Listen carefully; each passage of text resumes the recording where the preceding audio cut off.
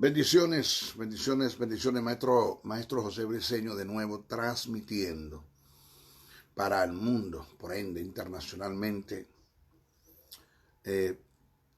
A veces nosotros creemos estar arando en el mar y que el trabajo que estamos haciendo, y no estamos llegando muy lejos con lo que estamos haciendo, pero ayer tuve un testimonio que en el estado de Nueva Jersey, donde estuve, donde se me acercó un joven y me dijo: maestro, me complace verlo personalmente, nos conseguimos. Identificó maestro Briceño, digo, sí. Se compungió y me dijo: usted no tiene una idea cuánto estoy agradecido de su ministerio. Yo le dije: ¿de qué me hablas, hijo? Me dijo: maestro, cuando usted estuvo acá en Nueva Jersey, en una iglesia llamada, me dio su nombre, donde su pastor es fulano de tal, me dio su nombre. Me acordé inmediatamente, hice memoria y me acordé. Ese día que usted ministró, dio un mensaje tan determinante que yo andaba en la calle con el pelo largo, con aros, con tatuajes. Pero se me ocurrió entrar a la congregación ese día y usted dio un mensaje que fue tan determinante que yo fui el joven que pasó al frente y acepté el plan de salvación ese día. Desde ese día, hace como 3 años, maestro, hasta el día de hoy yo permanezco. Le he hecho seguimiento a sus videos. He aprendido mucho a través de usted. Dios ha formado mi carácter, me he dado cuenta. Y estoy claro de que Dios tiene un propósito conmigo muy grande. Y que me está preparando para eso, me dijo. Yo le dije: wow. A veces uno piensa que está como tirando golpes al aire. Pero no, Dios está haciendo su trabajo. Testimonio de gente que han sido sanadas de enfermedades terminales a través de estos mensajes que estamos ministrando. Testimonios que te conmueven, que te dicen que el trabajo hay que seguirlo haciendo. Saludamos a todos los que me están viendo en Sudamérica, Centroamérica, Norteamérica, Europa, Asia, aún hasta el continente africano. Bendecimos a todos, los bendecimos a todos. El maestro José Briceño, con amor, con respeto, con pasión, con ahínco, con dedicación, con esfuerzo, con abstinencia, con el compromiso que tengo delante de Dios de transmitir estas verdades del reino hasta el último suspiro de mi vida. Hasta el último suspiro de mi vida. No voy a escatimar esfuerzos ni perder ni un segundo de mi vida en nada que no sea beneficioso para el reino. Pablo dijo: todo me es lícito, pero no todo me conviene. No todo me conviene. De modo que todo lo que el mundo, el diablo, las circunstancias te presente y que te saquen del propósito de Dios, te saquen de ese hermoso propósito por el cual Dios te ha llamado, que es muy grande, muy grande. No le prestes atención, jamás. En una ocasión el Señor Jesús, hablando conmigo por el Espíritu, me dijo: José, todas las ofertas que Satanás te presenta en la tentación solo están midiendo el nivel de gloria a la que mi Padre te quiere llevar. Porque cuando Satanás me ofreció los mundos y el reino de todos ellos, yo dije para mí: ¿cómo será lo que mi Padre tiene? Si este animal me está ofreciendo los reinos y la gloria del mundo, ¿cómo será lo que mi Padre tiene para mí? Resistí la tentación y mira dónde estoy ahora, sentado a la diestra de mi Padre. Nunca le des lugar a las ofertas que Satanás te presenta, que el mundo te presenta. Son destellos y balbuceos en comparación a las grandes cosas que Dios tiene que hacer contigo. Igual te lo digo a ti. No cambies la gloria de Dios, la presencia de Dios, el futuro, el propósito de Dios por un plato de lenteja. No lo cambies. No te dejes quitar la visión de quien no tenga visión. No te dejes quitar el sueño de quien no tenga sueño. Todo aquel que se te atraviese y te presente una oferta, incluyendo Satanás, una mujer, un amigo, la circunstancia, y que lo que te presenta te saca, te desubica del propósito de Dios, no es comparado a lo que Dios quiere hacer contigo. sé sano, mantente en santidad. Acuérdate que el primer llamado que Dios nos hace después del llamado a la salvación es el llamado a la santidad. Es el llamado a la santidad. Y la única propiedad o virtud de Dios que está elevada a la 3 es la santidad. Dios nunca en la Biblia dice yo soy unisciente, unisciente, unisciente, unipresente, unipresente, unipresente, unipotente, unipotente, unipotente, eterno, eterno, eterno. No dice eso. Pero cuando se refiere a su santidad dice yo soy santo, santo, santo. Elevada a la 3. Y eso te dice a ti lo serio que es Dios con su santidad. Requisito sine qua non para poder ver a la gloria de Dios manifestada en nuestras vidas, en todo, en lo integral, completo. Sin santidad nadie verá al Señor, dice las Escrituras.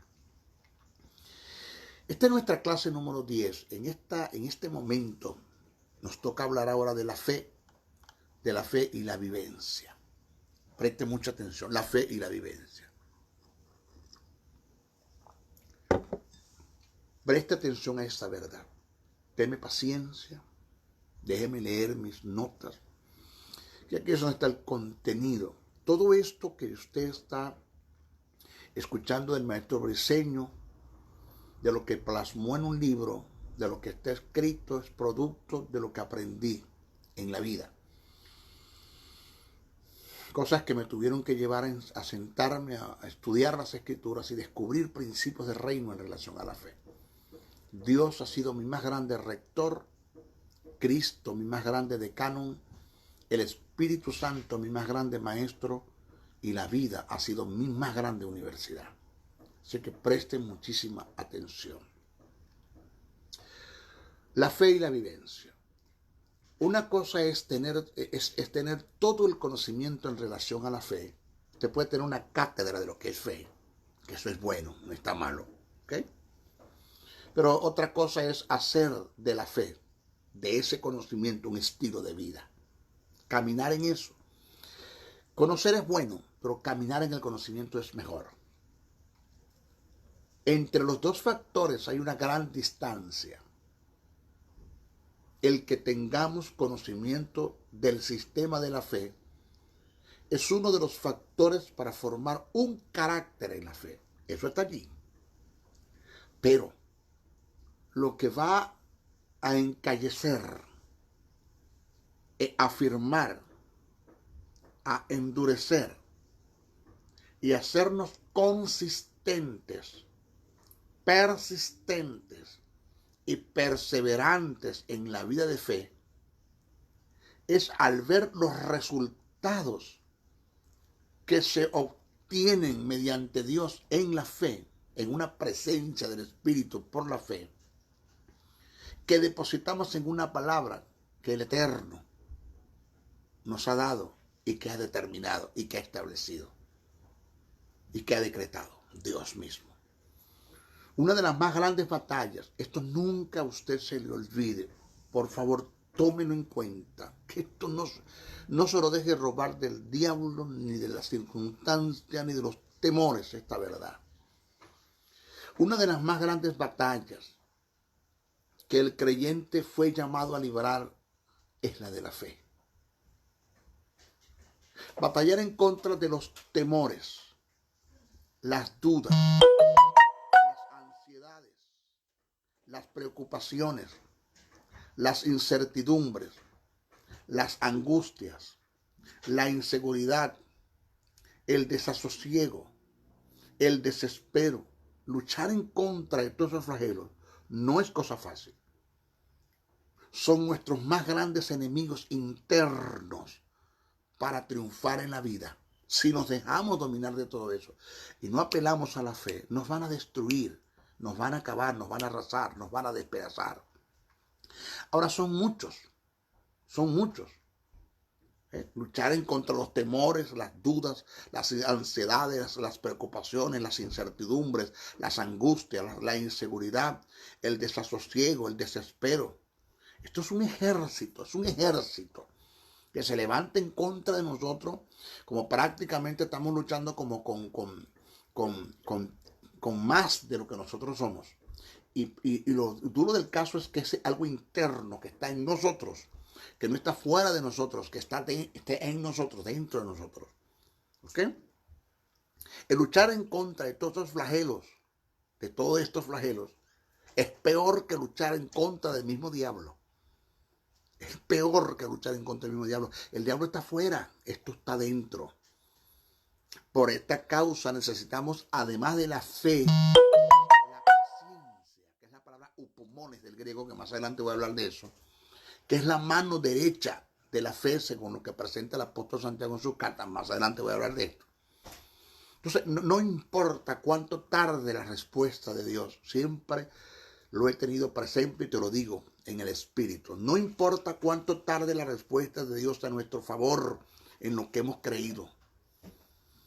Mantengámonos en fe, en la paciencia, que es el término pomones, que más adelante voy a explicar, que a su tiempo tendremos resultados. Yo estoy claro en algo. Dios, ni Cristo, ni Dios Padre, ni Dios Hijo, ni Dios Espíritu Santo llegan tarde. Ellos nunca fallan. Ellos saben en el momento de llegar. Mis hijos, cada batalla que vamos librando en fe y en la paciencia nos llevará a tener un carácter sólido en el ejercicio de la fe para enfrentar nuevas batallas y salir ilesos de ellas. Solo así seremos instrumentos útiles para Dios en el establecimiento de su reino.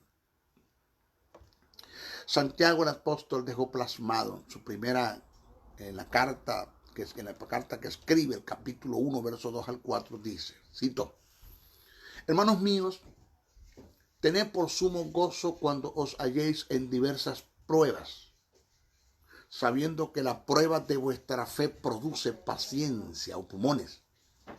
Mas tenga la paciencia su obra completa, o sea, manténgase, no desmaye aún ni en la paciencia, manténgala. Mantenga la paciencia su obra completa, es mantente en fe hasta que haya el resultado.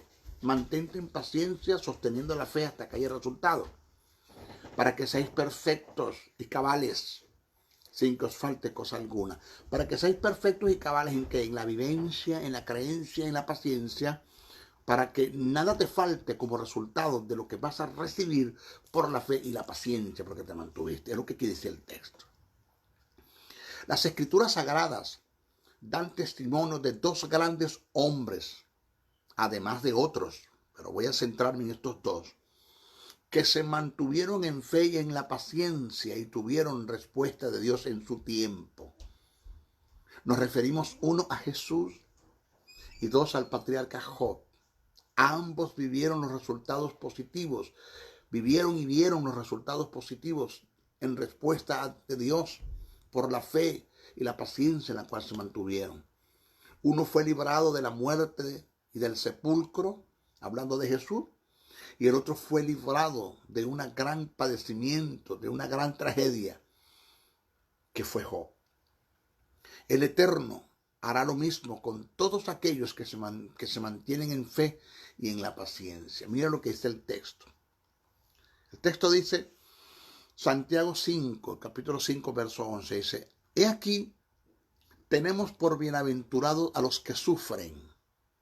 ¿Habéis oído la paciencia de Job? ¿Habéis visto el fin? ¿Habéis visto el fin del Señor? Dice el texto.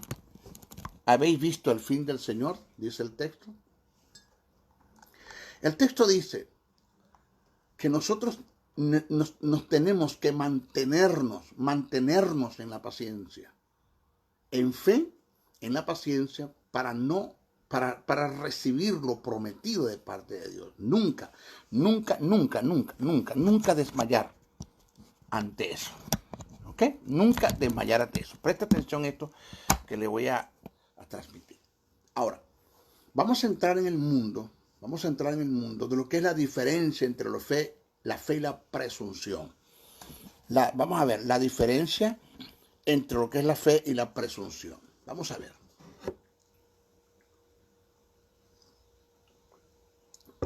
La fe es una persuasión. Presta atención a esto. La fe es una persuasión, no una presunción. Repito, La fe es una persuasión, no una presunción. Indica que la fe no niega las circunstancias, la fe cambia las circunstancias. ¿A usted le duele la cabeza? Sí, mi hermana, me duele. Diga que no le duele por fe. Eso no es fe. Por eso es que yo siempre he dicho que hay muchos que murieron creyendo que tenían fe y no era fe lo que tenían, era presunción. Por eso no respondió Dios las oraciones. Por eso Dios, cuando ellos supuestamente creyeron, no era fe lo que tenían. Vuelvo a repetir. En este campo tenemos que cuidarnos, porque este es entrar en el campo del acuerdo mental, del positivismo, de la cibernética, yoga, ciencia cristiana. Tenemos que cuidarnos mucho de esto, porque esto es un feudismo que se metió dentro de la iglesia para caducar o neutralizar la vida de fe en el creyente, entrando en este campo creyendo que tiene fe y Dios no responde a esto. Y mucha gente murieron creyendo que tenían fe y no eran fe lo que tenían. Otros que quedaron vivos y vieron la supuesta fe que la persona tenía, pero ¿por qué murió si tenía tanta fe? Resulta que no era fe, era presunción, estaba en el terreno de la presunción. Cuando estudiamos y analizamos esto de acerca de la fe, me doy cuenta ahora que muchos murieron creyendo que tenían fe y no tenían fe, no eran fe lo que tenían. Y ahí es donde está la respuesta. Muchos me dicen, maestro, ¿por qué murió? Solo Dios sabe por qué murió. Hay dos puntos cardinales. Uno es Dios y otro es el hombre. Si alguno de los dos se mueve, tiene que ser el hombre el que se mueva. Dios no se mueve. Él es fiel. Si hay una falla o las cosas no se dieron en el mundo espiritual tal como está escrita, aquí el problema no tuve fui yo, no Dios, porque Dios no se mueve. Hay que buscarle, la respuesta está en que el hombre falló, Dios nunca falla. Dios nunca falla.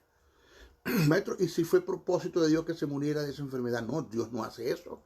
Jamás Dios tiene propósitos en la vida de sus hijos, produciendo enfermedad en ellos o permitiendo, como muchos dicen que no existen verbos permisivos para referirse a Dios. La Biblia te habla de verbos causativos, no permisivos. O permitiendo, como dicen muchos, enfermedades en sus hijos para llevárselos. Dios no utiliza eso. Dios no necesita de que los hijos se enfermen para que se mueran y se vayan con él. Bien, Dios simplemente puede extraer el espíritu del cuerpo y producir la muerte, que eso se llama separación, tanatos. Saca el espíritu y el alma del cuerpo y ahí separó el espíritu y el alma del cuerpo y ya está. Y produjo la muerte, pero Dios no permite ni causa enfermedades en los creyentes, en sus hijos, para poderse llevar de esa forma. Eso no es el transporte de Dios. ¿Ok? Como dijo un hermano, de algo tenemos que morir, no, de algo no, de algo no. De una tragedia, de un maldito cáncer que te esté matando en una cama, boqueando y sufriendo más de 4 y 5 meses y 2 y 3 años con un cáncer batallando. Ese no es el propósito de Dios. Aquí tuvo que haber una falla y el hombre fue el que falló. ¿Ya? Y eso hay que mantenerlo, siempre hay que sostenerlo. Nunca atribuirle a Dios tan cosas indolentes y esas desgracias que muchos en la iglesia, como no tienen respuesta, dicen, Dios se la llevó, eso fue que Dios lo permitió, Dios dio, Dios quitó, recibiremos de Dios el bien y el mal no vamos a recibir. Eso no es bíblico, eso no es escritural. Son cosas que Job dijo y después al final del capítulo nos damos cuenta que Job se arrepiente de lo que dijo, porque Dios se encarga de darle informaciones a Job y de hacer entender que estaba equivocado con lo que estaba diciendo. Entonces al final del libro, cuando Dios le da el discurso a Job, Job dijo, de oído, te voy a oír, ahora mis ojos te ven cosas que no entendía decir. ¿Ok? Entonces la diferencia entre la fe y la presunción, la fe es una presunción, no una persuasión. Indica que la fe no niega las circunstancias, la fe cambia las circunstancias. La fe no es un poder mental psíquico, es un poder espiritual sobrenatural que viene de Dios y se deposita en el espíritu nacido del hombre. Todas estas sectas, tales como la metafísica, el yoga, la ciencia cristiana, trabajan en sentido contrario a la fe. Lo hacen a través de la presunción, que indica el poder de la mente sobre la materia. Oiga esto. La presunción llama las cosas que son como si no fuesen. Vuelvo a repetir, la presunción llama las cosas que son como si no fuesen. ¿Le duele la cabeza? Sí, diga que no le duele. Eso no es fe. La fe como persuasión, llama las cosas que no son como si fuesen. Todo lo contrario. La presunción llama las cosas que son como si no fuesen. La fe, que es una persuasión, llama las cosas que no son como si fuesen. Por esta razón alegamos que la fe no niega las circunstancias, la fe cambia las circunstancias. O sea, por fe, yo no debo decir que no me duele la cabeza cuando me duele, porque eso es tratar de negar una verdad a través de otra verdad. El que me duele es una verdad relativa, la fe, lo que está en la palabra es una verdad absoluta, pero las verdades son solidarias unas con otras. Yo no puedo negar una verdad relativa con una verdad absoluta, nunca, pero sí puedo producir cambios, una verdad relativa con una verdad absoluta. ¿Por qué? Porque la verdad relativa es la que está sujeta a cambio, la verdad absoluta no cambia, es absoluta, es permanente. Dios lo dijo y ya es así.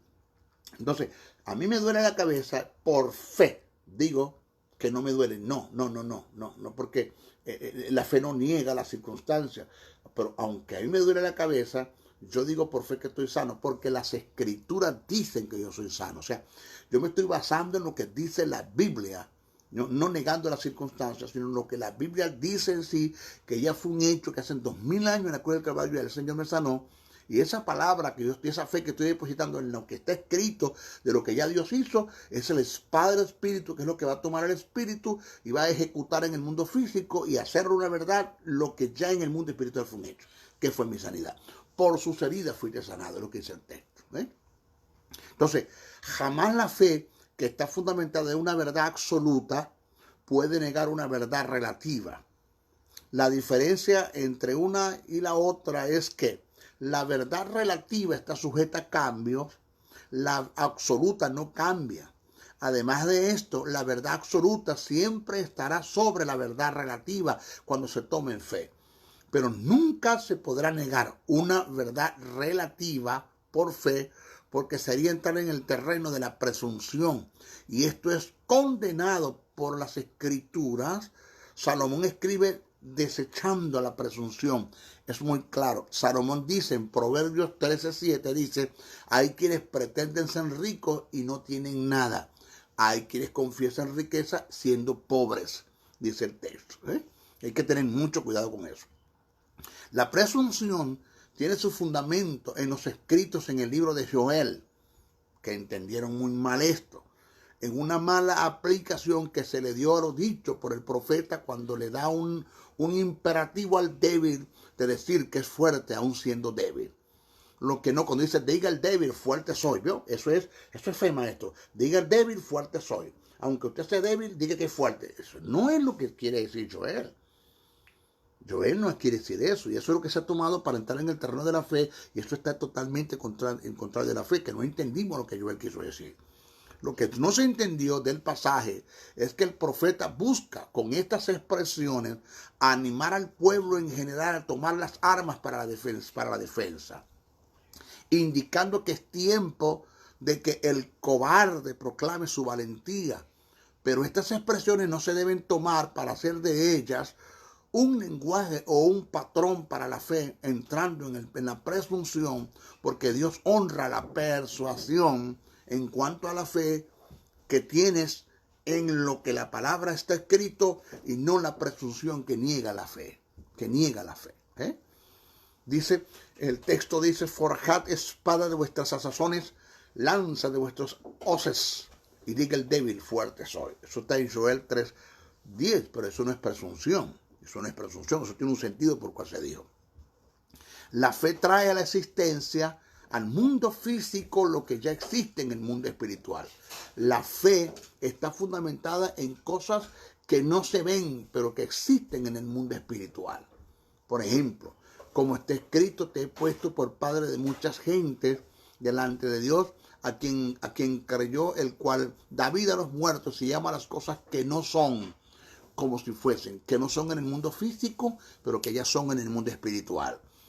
Eso está en Romanos 4:17. En Hebreos 11:3 dice, por la fe entendemos haber sido constituidos el universo por la palabra de Dios, de modo que lo que se ve fue hecho de lo que no se veía. Lo que se ve fue hecho de lo que no se veía. No dice lo que no existía, dice lo que no se veía. ¿Ok? Ahora, en nuestra próxima clase, nosotros vamos a hablar de cómo depositar nuestra fe en una verdad absoluta. En una verdad absoluta, que eso es determinante para caminar en la vida de fe. ¿Ok? En nuestra próxima clase. Bendiciones, bendiciones, bendiciones.